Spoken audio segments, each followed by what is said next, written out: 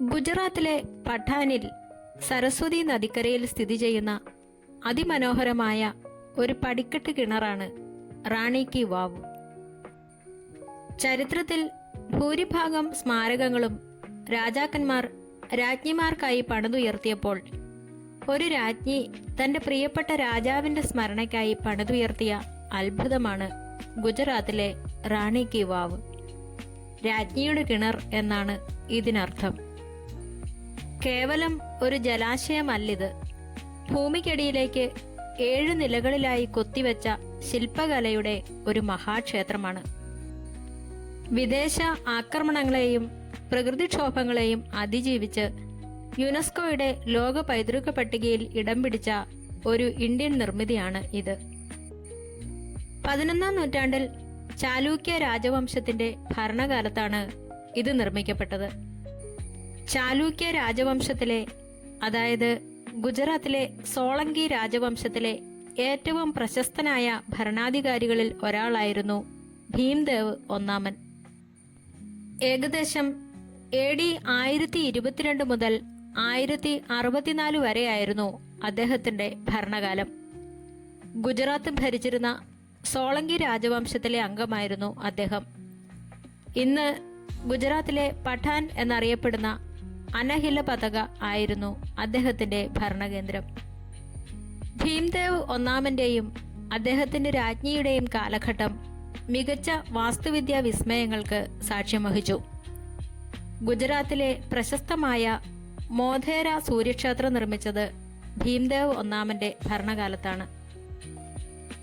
ചാലൂക്യ രാജാവായിരുന്ന ഭീംദേവ് ഒന്നാമന്റെ സ്മരണയ്ക്കായി അദ്ദേഹത്തിന്റെ പത്നി ഉദയമതി രാജ്ഞിയാണ് ഈ കിണർ പണി കഴിപ്പിച്ചത്.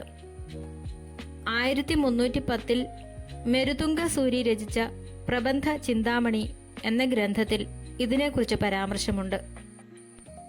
ഗുജറാത്തിലെ തനതായ വാസ്തുവിദ്യാ ശൈലിയായ മാരു ഗുർജാര വാസ്തുവിദ്യാ ശൈലിയിലാണ് ഇത് രൂപകൽപ്പന ചെയ്തിരിക്കുന്നത്. ഭൂമിക്കടിയിലേക്ക് ഏകദേശം 64 മീറ്റർ നീളവും 20 മീറ്റർ വീതിയും 27 മീറ്റർ ആഴവുമുള്ള 7 നിലകളിലായിട്ടാണ് ഈ പടിക്കെട്ട് കിണർ നിർമ്മിച്ചിരിക്കുന്നത്. ഭൂമിക്കടിയിലേക്ക് 7 നിലകളിലായി വ്യാപിച്ചു കിടക്കുന്ന ഒരു തല തിരിച്ചുവെച്ച ക്ഷേത്രത്തിന്റെ മാതൃകയാണ് ഇതിന്. റാണി കി വാവിനെ ശ്രദ്ധേയമാക്കുന്നത് അതിലെ സങ്കീർണമായ കൊത്തുപണികളാണ്. കിണറിന്റെ ചുവരുകളിൽ 800-ലധികം പ്രധാന ശില്പങ്ങളുണ്ട്. ഭഗവാൻ വിഷ്ണുവിന്റെ ദശാവതാരങ്ങൾ, അപ്സരസുകൾ, ഗന്ധർവന്മാർ, ബ്രാഹ്മണി, വൈഷ്ണവി തുടങ്ങിയ ദേവീരൂപങ്ങളുടെ 500-ലധികം പ്രധാന ശില്പങ്ങളും 1000-കണക്കിന് ചെറിയ കൊത്തുപണികളും ഇവിടെ കാണാം. പുരാണങ്ങളിലെ വിവിധ ദൃശ്യങ്ങൾ അതീവ സൂക്ഷ്മതയോടെ ഇവിടെ കൊത്തിവെച്ചിരിക്കുന്നു.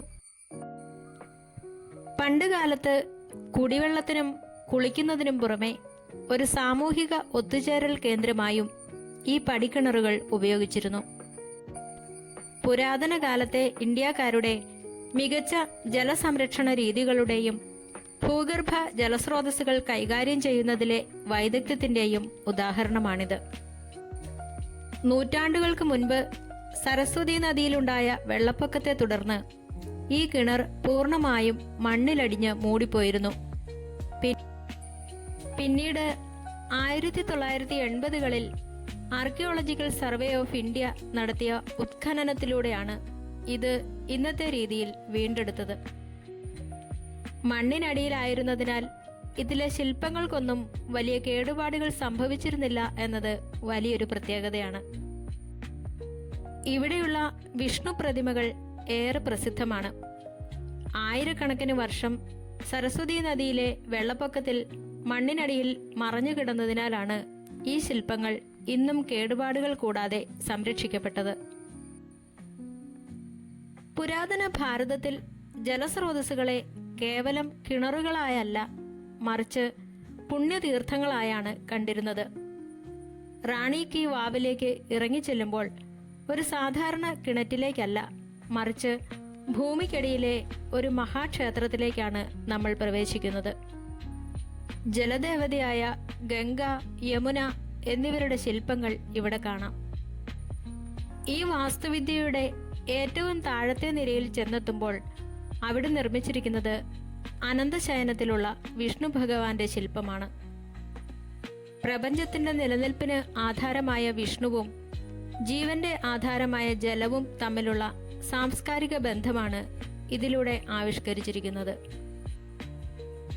അക്കാലത്ത് സ്ത്രീകൾക്ക് വീടിന് പുറത്തിറങ്ങി പരസ്പരം സംസാരിക്കാനും വേനൽക്കാലത്തെ ചൂടിൽ നിന്ന് രക്ഷ നേടാനുമുള്ള ഒരു സാമൂഹിക കേന്ദ്രമായിരുന്നു ഈ പടവുകിണർ. ചുവരുകളിലെ അപ്സരസുകളുടെയും സൗന്ദര്യവർദ്ധക വസ്തുക്കൾ ഉപയോഗിക്കുന്ന സ്ത്രീകളുടെയും ശില്പങ്ങൾ അന്നത്തെ സ്ത്രീകളുടെ സ്വതന്ത്രമായ സാമൂഹിക ജീവിതത്തിന്റെ നേർക്കാഴ്ചയാണ്.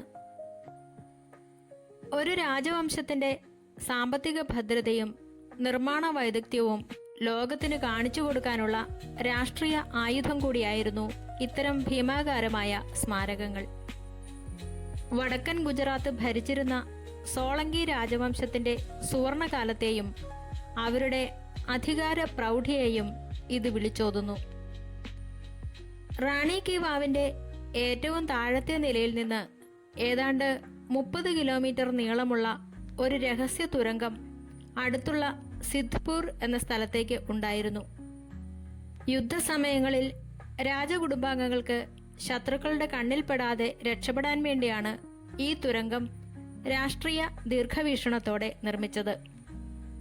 ഇന്നത് മണ്ണും കല്ലും വീണ് അടഞ്ഞുകിടക്കുകയാണ്. സ്വാതന്ത്ര്യാനന്തര ഇന്ത്യയിൽ നമ്മുടെ തനത് വാസ്തുവിദ്യകളെയും ചരിത്രത്തെയും വീണ്ടെടുക്കുന്നതിന്റെ ഭാഗമായാണ് ആർക്കിയോളജിക്കൽ സർവേ ഓഫ് ഇന്ത്യ ഇതിന്റെ പുനരുദ്ധാരണ പ്രവർത്തനങ്ങൾ നടത്തിയത്. ഇന്ന് വിദേശ പ്രതിനിധികൾ ഇന്ത്യ സന്ദർശിക്കുമ്പോൾ നമ്മുടെ സാംസ്കാരിക പൈതൃകം വിളിച്ചോതാൻ ഈ സ്മാരകം രാഷ്ട്രീയമായി ഉപയോഗിക്കപ്പെടുന്നു. സാംസ്കാരികമായും രാഷ്ട്രീയമായും ഈ ചരിത്ര സ്മാരകത്തിന് വലിയ പ്രാധാന്യമുണ്ട്. ഒരു സാധാരണ ക്ഷേത്രം ഭൂമിക്ക് മുകളിലേക്ക് ഉയർന്നു നിൽക്കുമ്പോൾ റാണി കി വാവ് ഭൂമിയുടെ അടിയിലേക്ക് 7 നിലകളിലായി നിർമ്മിച്ച ഒരു തലകീഴായ ക്ഷേത്രം പോലെയാണ്. ജലത്തെ ജീവന്റെയും പവിത്രതയുടെയും ഉറവിടമായി കണ്ടിരുന്ന ഭാരതീയ സംസ്കാരത്തിന്റെ പ്രതിഫലനമാണിത്. മഹാവിഷ്ണുവിന്റെ ദശാവതാരങ്ങൾ, അപ്സരസുകൾ, നാഗകന്യകമാർ, സാധുക്കൾ എന്നിവരുടെ 500-ലധികം പ്രധാന ശില്പങ്ങളും 1000-ലധികം ഉപശില്പങ്ങളും ഇതിന്റെ ചുവരുകളിൽ കൊത്തിവെച്ചിട്ടുണ്ട്. ഇത് അന്നത്തെ ആത്മീയ സാംസ്കാരിക ജീവിതത്തെ കാണിക്കുന്നു. അന്നത്തെ കരകൗശല വിദഗ്ധരുടെ അസാധാരണമായ കഴിവിന്റെ തെളിവാണ് ഇതിലെ തൂണുകളും ജ്യാമിതീയ രൂപത്തിലുള്ള പടവുകളും. ചരിത്രത്തിൽ ഭൂരിഭാഗം സ്മാരകങ്ങളും രാജാക്കന്മാർ രാജ്ഞിമാർക്കായി പണിതുയർത്തിയപ്പോൾ ഒരു രാജ്ഞി തന്റെ ഭർത്താവിനായി നിർമ്മിച്ച പൊതുജനോപകാരപ്രദമായ സ്മാരകമാണിത് എന്നത് സ്ത്രീകളുടെ സാമൂഹിക പദവിയെ അടിവരയിടുന്നു. വരണ്ട പ്രദേശമായ ഗുജറാത്തിൽ ജലസംരക്ഷണം എന്നത് അന്നത്തെ ഭരണാധികാരികളുടെ പ്രധാന രാഷ്ട്രീയ ഉത്തരവാദിത്തമായിരുന്നു. ജനങ്ങൾക്ക് കുടിവെള്ളവും വിശ്രമ കേന്ദ്രവും ഒരുക്കുക വഴി സോളങ്കി രാജവംശം തങ്ങളുടെ ജനക്ഷേമ ഭരണം ഉറപ്പിച്ചു. 2014 ഈ സ്മാരകത്തിന് യുനെസ്കോയുടെ ലോക പൈതൃക പദവി ലഭിച്ചു. ഇത് അന്താരാഷ്ട്ര തലത്തിൽ ഇന്ത്യയുടെ സാംസ്കാരിക പെരുമയും വിനോദസഞ്ചാര സാധ്യതകളും വർദ്ധിപ്പിച്ചു. ഭാരത സർക്കാർ ഈ സ്മാരകത്തിന്റെ രാഷ്ട്രീയ സാംസ്കാരിക പ്രാധാന്യം കണക്കിലെടുത്ത് പുതിയ 100 രൂപ നോട്ടിന്റെ പിറകിൽ റാണി കി വാവിന്റെ ചിത്രം ഉൾപ്പെടുത്തിയിട്ടുണ്ട്.